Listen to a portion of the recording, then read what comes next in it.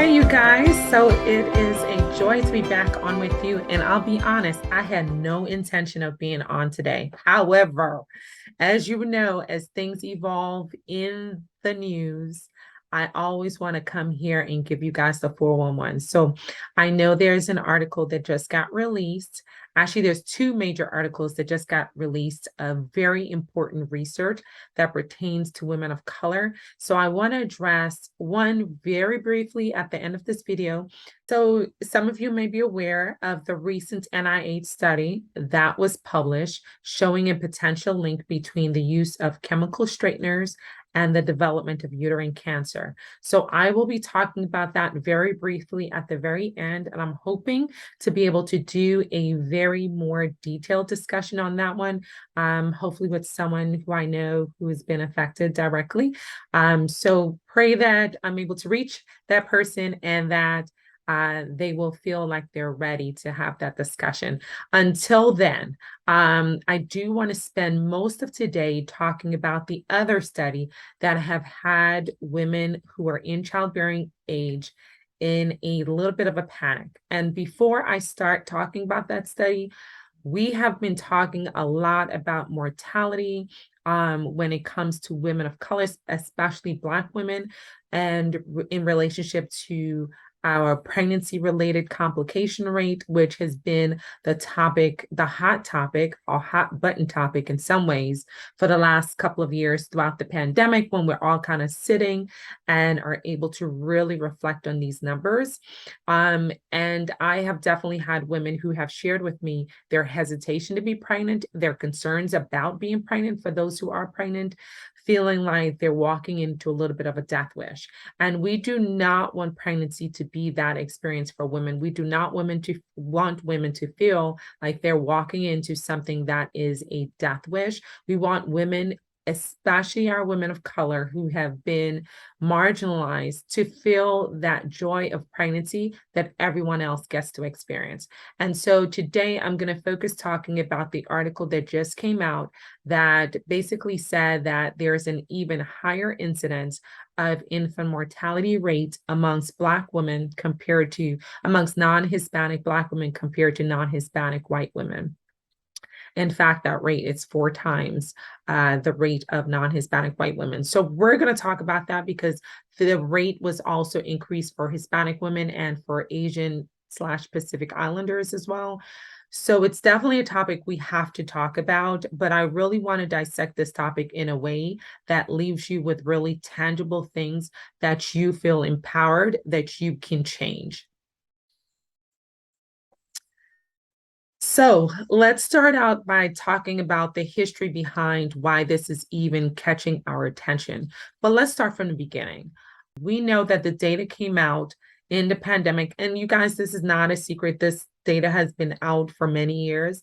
I think what happened in the pandemic was that everything was slowed down, and we were finally able to pay attention to really important stats. So this, unfortunately, the poor pregnancy or perinatal mortality rate in the US has been always known. The US is still the only country with an inclining rate of perinatal mortality in regards to the moms, in regards to maternal mortality specifically, and is basically the worst amongst all developed nations. It is the only developed nation with an increasing rate. So that's one thing that has been known. This is not new statistic. This has been known for decades. But what caught our attention was the fact that the stats in regards to the racial disparity became much more known. And so we know that the CDC has reported, the Centers for Disease Control, for those who are not familiar or maybe watching us internationally, reported that Black women were more likely to die from pregnancy-related complication at a rate of 3 times that non-Hispanic white women. So that is extremely alarming, right? And the question, we've known that the rate has been higher. We know that the complication rate has always been higher. 3 times, I think, kind of stuck us in the heart. And what's really sad is that even throughout the pandemic, the rates of maternal mortality continue to rise. So really disturbing for everyone, right? So I wanted to this evening really go through what the new information is showing and sort of really dissect out, some of the problem areas that maybe we have a little bit more control over, since adjusting the framework of this country that is built on racism is much more taxing and much more involved and much more systemic. But there are things that we can do as individuals to change our outcome and to change this particular narrative. So there's definitely been efforts. We know that the we know that the HHS division of the government has made an effort to promote sort of listening to women more, paying attention to women, believing women. I don't know how many times we have to say this, whether it's regarding this, domestic violence, um, sexual assault, believe women. We are truth tellers. We don't want to share certain things. So if we're sharing it, it's because it's the truth.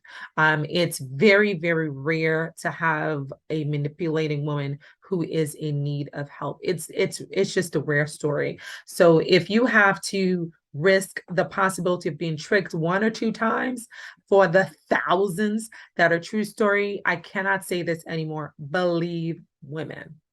So one of the underlying issues that have been identified that has led to this increased rate of maternal mortality for Black women is the fact that Black women are less likely to be believed. I've experienced this personally in the healthcare system, even though I'm a clinician. So this is why when we come to you on this platform, we come to you not just from a physicians or clinician standpoint, we come to you as real women of color who have women of color experiences in this country in which our education level has not made a difference. And we've known this.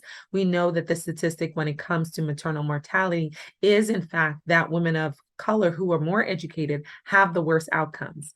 And so we're not coming from a perspective of just reading the science, but really taking the science and applying it to our personal lives and our day-to-day experiences and coming up with real life solutions. So let's get into it. So earlier this week, in matter of fact, on October 19, 2020, the Journal of Pediatrics published a research, and I want to read the title for those who really want to look this up. And the title of the article is Racial and Ethnic Disparities in the Perinatal Health of Infants. Okay, so I'll read that again. That's the racial and ethnic disparities in the perinatal health of infants. So one of the things I do want to say is I encourage you to read research and become familiar with research.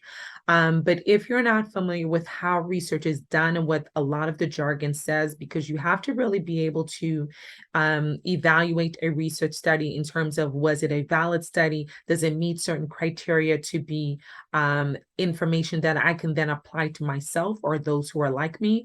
Is it generalizable? Is it a study that was done in a way where the data is valid? What does that mean? It means that the findings were not just by chance. So sometimes we have findings that, yeah, if you drink olive oil 3 times per day, it'll decrease your heart disease. This is just an example, you guys. This is not true. I'm just using it as an example. So don't run with this. But just an example, if you have 100 people who will drink olive oil 3 times per week and their heart health improves, some of those could just be by chance based on the way you did the study, right? And so this is why we go to school, to study all of this stuff, so we can look through the scientific information and then be able to regurgitate for you and assess, was this a valid study? Meaning, did they use techniques that make the information valid?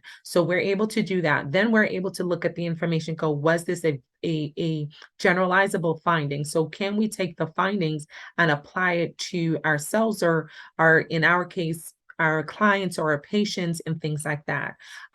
There are some things that will statistically happen just by chance.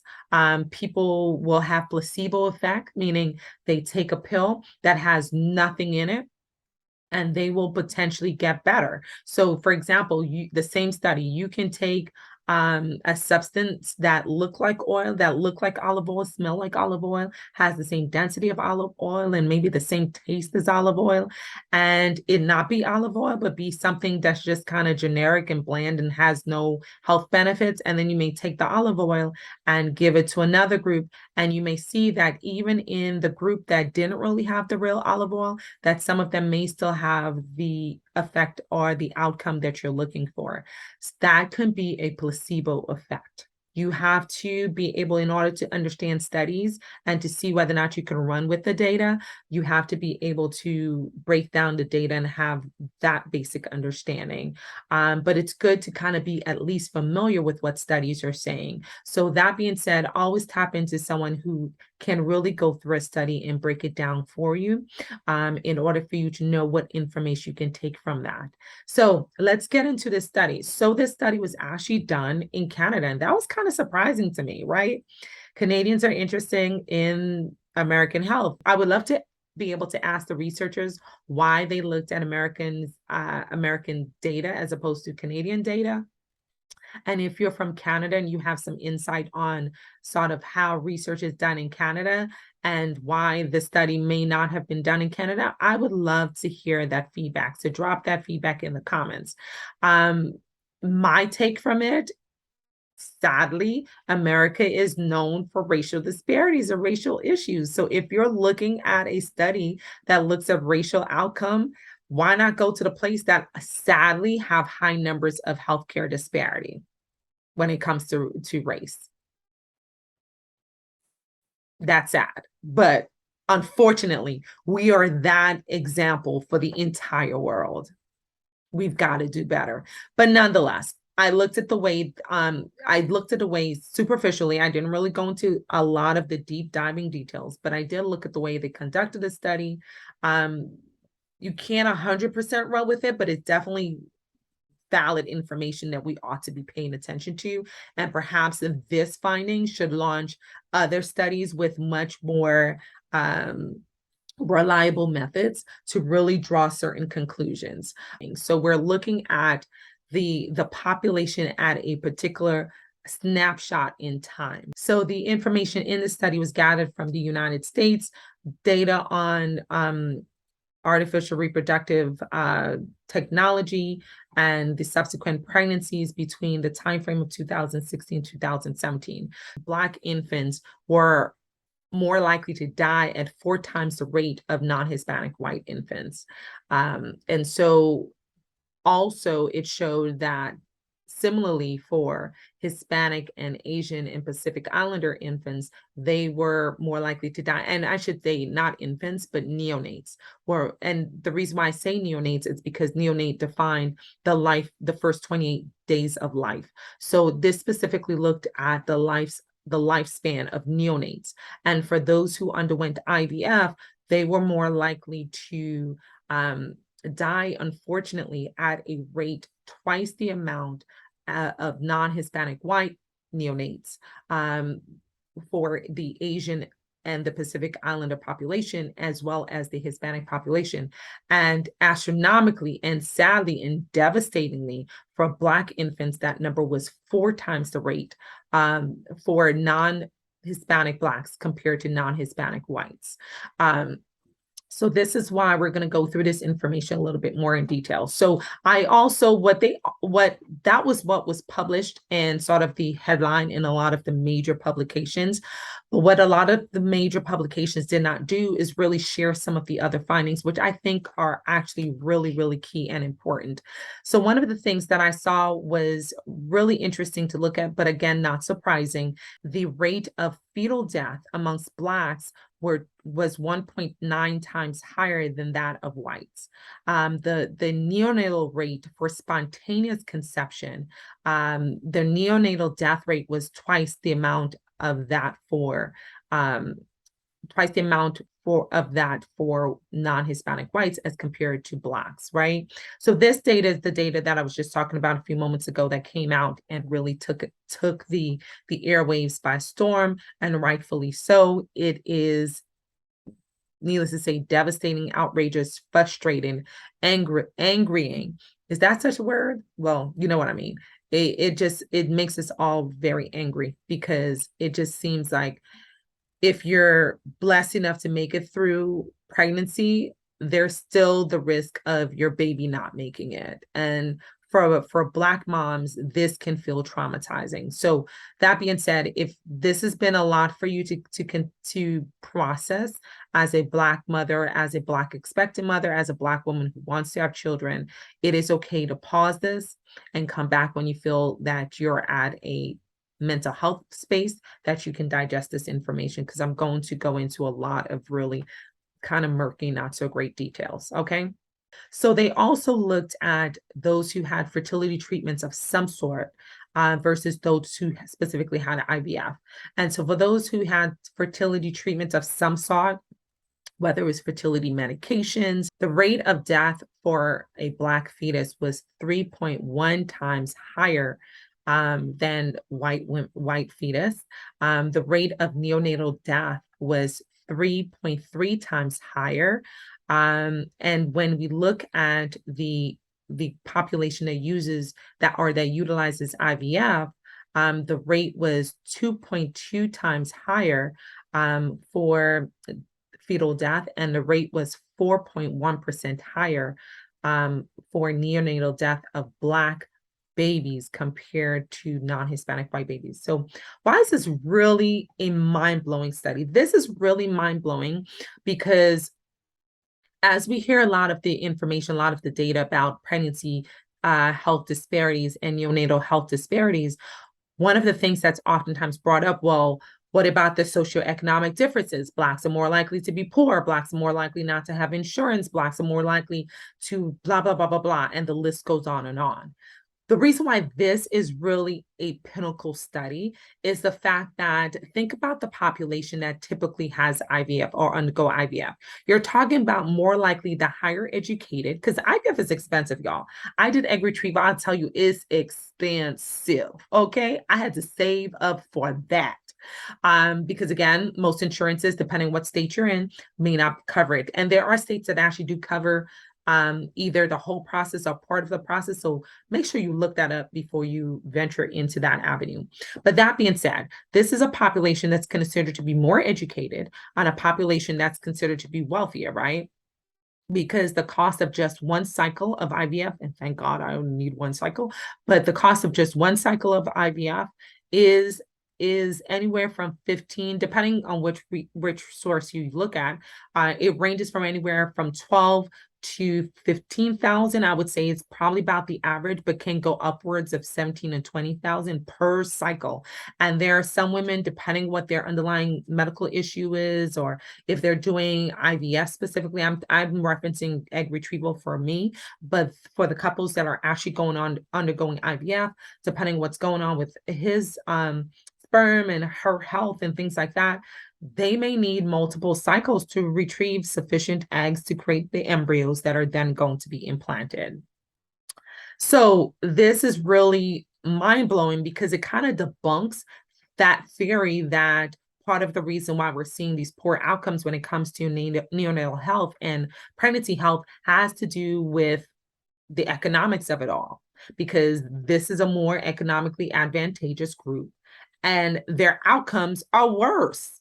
Remember, I said in the beginning that the mortality rate for educated Black women was actually worse.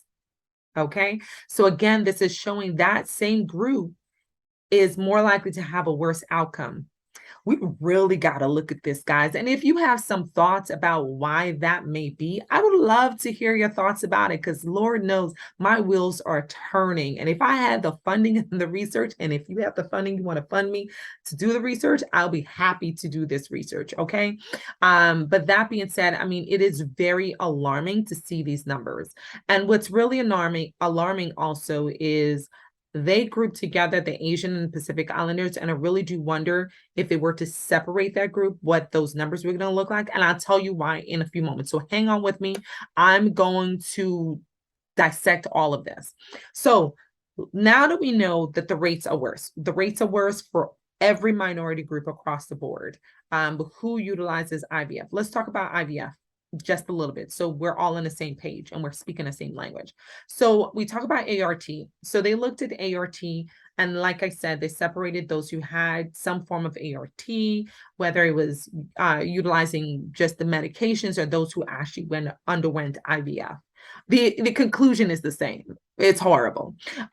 So let's look at where we are in terms of IVF. So we know that I live in the state that has the highest rate of IVF in the entire country.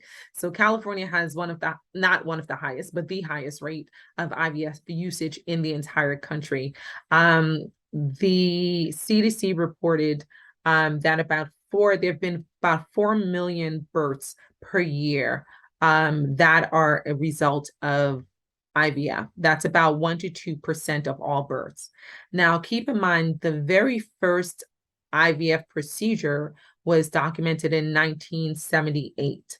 And that was documented in the United Kingdom. Since then, there have been 8 million assisted reproductive technology for related births worldwide. So we're talking a lot of babies that are creating a new generation that were basically created very differently, not spontaneously. Interestingly enough, I wanted to look at, since we're talking about neonatal deaths, we should probably know what causes neonatal deaths to begin with. So here are some of the top causes of neonatal deaths. Just so you know, I'm going to give you information on infant deaths, and infant deaths is slightly different from neonatal deaths, but in terms of numbers, but the causes are very much similar. So when we talk about infant death in the US, because that's where I was able to get most of the numbers from, or better statistics on. So we know that the top causes of infant death include birth defects, followed by preterm birth and low birth weight, SIDS. We've heard lots of PSAs about SIDS, injuries, and maternal complications. We know that infant deaths are up to 20. In the year 2020, there were about 20,000 infant deaths in the US. Okay, so infant deaths, something that really warrants our attention. So let's look at the statistics about where our numbers are going in regards to infant deaths. So we know that there was initially a decline in infant death from 2018 into 2019, which is the direction we want to go in. But I'm going to use the 2019 data to break down the racial differences. So we know that based on that data, the mortality rate of infant deaths for Blacks, non-Hispanic Blacks, was 10.6%. And then for Native American and other Pacific Islanders, it's 8.2%. And then when we look at the American Indian and Alaskan Natives, it's 7.9. For Hispanics, it's 5. For non-Hispanic whites, it's 4.5. For non-Hispanic Asians, it was the lowest number, and that's 3.4. 3.4. So why is that interesting? Because remember, I just mentioned that study showed that they put Asian and Pacific Islanders together in the same category, and the difference in the mortality rate for neonates of Asian and Pacific Islander descent in the study that had utilized IVF was 1.9. So I really do wonder if they broke down that group, what the numbers would look like, since we know that in the US that infant deaths are higher it's the second highest group in the Native Hawaiian and Pacific Islanders. It's 8.2. And what is going on in Hawaii? What is going on? Why are your numbers so high? And I guess the mainland ain't better, but we really want to know what's going on in Hawaii that the numbers are so high. So let's talk about the causes of infant death. So we talked about birth defects. Let's look at that, since it's one of the top causes. So what causes birth defects? We know birth defects happen in 1 out of every 33 births, which calculates out to be about 120,000 births per year. So birth defects are major. We're always concerned about the major organs having defects, especially the heart being the most common location, which is why for patients who have a risk factor for a birth defect, for especially for cardiac birth defects, we oftentimes will do a fetal echo during the pregnancy. So that's something you should be aware of. If you have a risk factor and you're not getting your fetal echo, then this is an opportunity to have that discussion with your healthcare team and find out why. But that being said, we know the toxins, right? We know that toxic habits have a high association with birth defects. So we know that the alcohol, the illicit drugs, we know that smoking, they all have an impact on development. And we know that the majority of birth defects happen within the first 3 months. So oftentimes in the first 3 months, what happened, as has been the top of recent debates politically, we know that oftentimes women are not even aware, especially if they have irregular cycles, they're not even aware that they're pregnant in the very beginning, which is why planning pregnancies is so important. So if you are not planning to have a child, you should be planning to not have a child, if you get what I mean, right? So that, because by the time most women realize that they're pregnant, they have surpassed that time period. Some women are out having a good time, partying, drinking it up, and doing what life does. And by the time they realize that they are pregnant, they're past that time period. That is the most critical time period for organogenesis. And then they end up with a baby with birth defect that could have been prevented. The other reason is nutritional defects. We talk about folic acid out the wahoo on this platform. This is just another opportunity to remind you, if you plan your pregnancy, then you know that you should be starting your folic acid even months before you plan to start to conceive. Okay, and now let's talk about some other things. So we know that certain medical conditions have a higher rate of birth defects. So we know that obesity has been linked to birth defects. We know that diabetes. So here's uncontrolled diabetes. So here's an opportunity. Again, if you plan your pregnancy, one, we can get into a healthier weight bracket, and two, we can control chronic diseases that are known to have a negative impact on development, like diabetes. So if your diabetic control is good, you are effectively decreasing the chances that you may end up with a birth defect. And the other things are certain medications. Another important, again, I can't say this enough, plan your pregnancies. Why? Because there are chronic conditions where we use certain medications that are more effective when a woman is not pregnant, that we won't necessarily use during pregnancy because they are linked to birth defects. So it's important that if you know you're planning to get pregnant, that we switch you to a medication that's safer to use in pregnancy and will continue to have your condition be well controlled. We know that family history. So sometimes we have a family history. Pops had a heart defect. If Pops had a hole in his heart, then you should be getting evaluated a fetal echo, because that hole in the heart that Pops had could then be inherited by your unborn child. So you want to know in advance, because certain birth defects are so severe that babies require critical care at birth. And we want, even if we can't control the fact that you may have inherited it, at least we can control the circumstances at birth to improve the survival rate of your child. And then let's talk about infection. So we know that we talked about Zika. Zika is still around, y'all. Don't forget about Zika. But we've also will screen for certain things. If we see that a baby's not growing well, or mom may have a certain symptoms that we're concerned about, may be linked to a particular virus that can cause birth defects. So we talk about CMV. If you don't remember the whole CMV conversation, go back to my previous episode and get all the information you need. So we know that varicella, if you haven't had the chickenpox, before you get pregnant, make sure you're immunized, or at least consider immunization, because the chickenpox virus can cause birth defects, and so can rubella, which is why we screen for these, or screen either by asking or by blood tests to see whether or not you are protected, to minimize the chances that you can have an infection that will pass down to your child during pregnancy. Not all medications necessarily need to be continued. Some medications, mental health medications, sometimes we weigh out the pluses and minuses.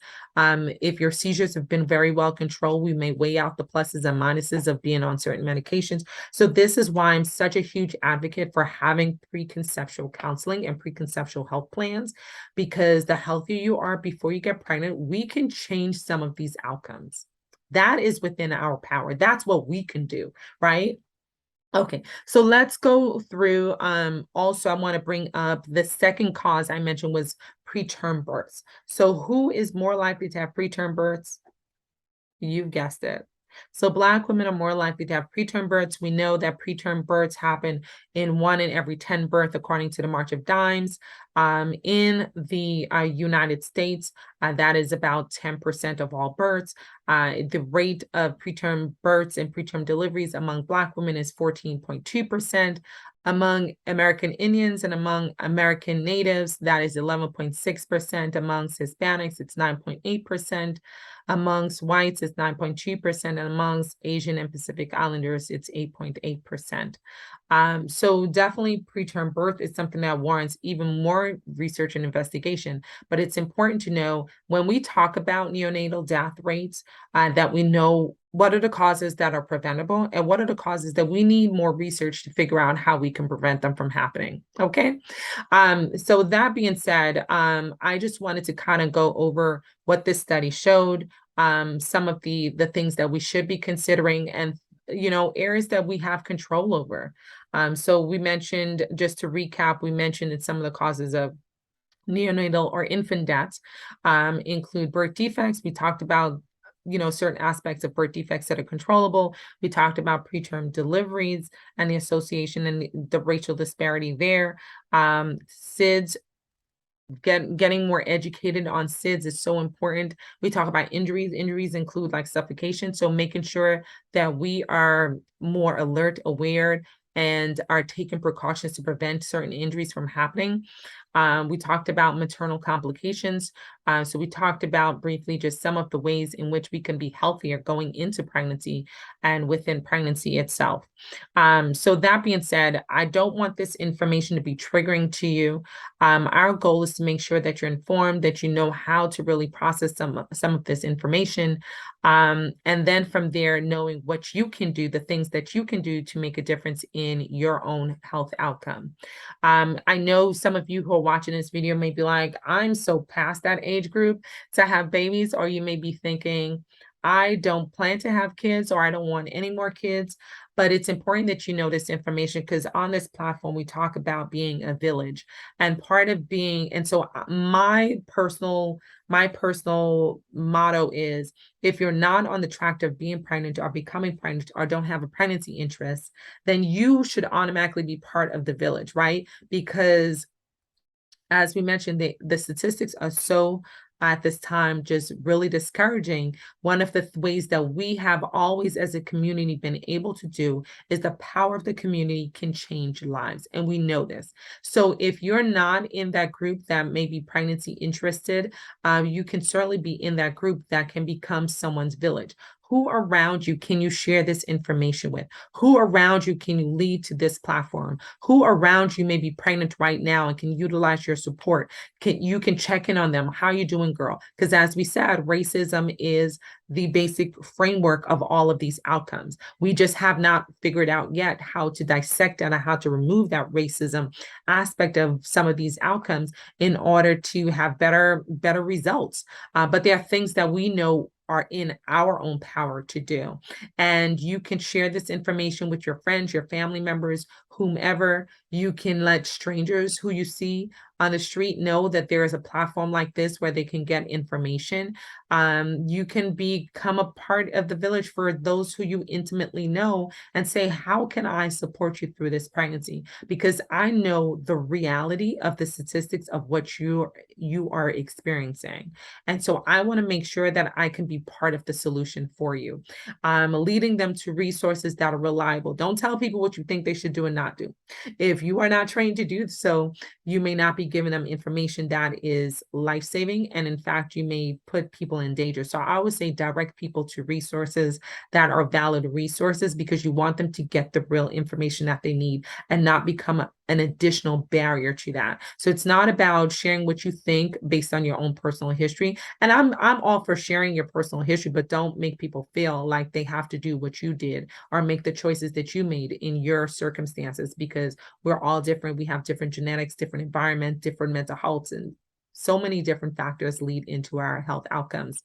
But you do want to make sure that they are able to gather the information that they need, that is valid, solid, good resource, so that they can then make the decision that is best for their life. And they are the best people to make that decision, right? So that being said, I mentioned earlier that there was a research that came out that looked at the correlation of using chemical straighteners in our hair. We mentioned previously on another episode the correlation with breast cancer. So this new study has now correlated the use of chemical straighteners with uterine cancer. Now, uterine cancer is number 9 of all cancer in terms of prevalence in the US, number 6 on the list for women, number 2 as the most lethal GYN cancer compared to others. So definitely not something for you to be extremely alarmed about, but definitely something that you should be informed about. Specifically for Black women, we know that the rates of aggressive uterine cancer, unlike other cancers that are decreasing in occurrence, like your colorectal cancer, and I believe prostate also is on that list, aggressive uterine cancers are increasing, and disproportionately increasing amongst Black women. Black women more likely to have the more aggressive type of uterine cancer, and are more likely, unfortunately, to also die from the most aggressive type of uterine cancers. So this warrants our attention. There was the higher rate of uterine cancer. We wonder, when it comes to hair straightening, is there correlation between the fact that we feel pressured to straighten our hair, which we talked about also in a previous episode, and maybe the usage and the more frequent usage of hair straighteners, because I believe the women who used it 4 or more times had a significantly higher rate, and the rates were like 1.64% by the age of 70 for women who did not use hair straighteners, and it went up to over 4% for those who did. They were 4 times more likely to develop uterine cancer by the age of 70. So really significant statistic. And one of the things that we know that is in our power and reversible is weight. We know that we have excessive weight in both the Black and Hispanic populations. Both highly affected by things like uterine cancer. So a healthy weight is basically one of our fixes, one of the ways in which we can decrease our likelihood of developing it, and the likelihood of those in our community from developing it. So I'm going to leave you here. There were other things that came out, but these were the 2 that I felt were catching a lot of momentum, and I wanted to make sure that people were able to get the information that they need to be able to dissect and figure out, what do I do with this information? So I hope this information has been enlightening to you. I hope it's been helpful. I hope you feel like you can then share this information with others. Please don't keep it to yourself. Share, share, share. Let people know that this platform exists so that we can get the information out there. And when you're done with this, go on to a couple of our other videos. I mentioned the one in CMV. So I mentioned CMV and its role with birth defects. I mentioned the video that we did on our hair with our special guest. Check out that discussion, because we did bring up the link of breast cancer and some other health concerns with regards to the use of chemical straighteners. And then we also talked about the pregnancy mortality rate in Black women in another hot episode. That was a full panel discussion. So make sure you go back and check out some of our other videos. You don't want to miss them. We really go into some of these topics, and we want to make sure you have that information and feel more empowered in your health. Thank you guys for watching. I have, once again, this is Dr. T, the hand behind the handle of Healthy Bump Club. And when you're done here, go ahead and check out our soundbite quick topic information on our Instagram page. You can find us at healthybump.club. And when you are done there, if you feel like you are ready to plan your pregnancy, go ahead and hit up our course. That everything is in the content of the caption of this video below. So you can click on a link for our course. It is a very comprehensive course. So this is a course you can listen to. We did it specifically where you can listen to portions of it on your way to work.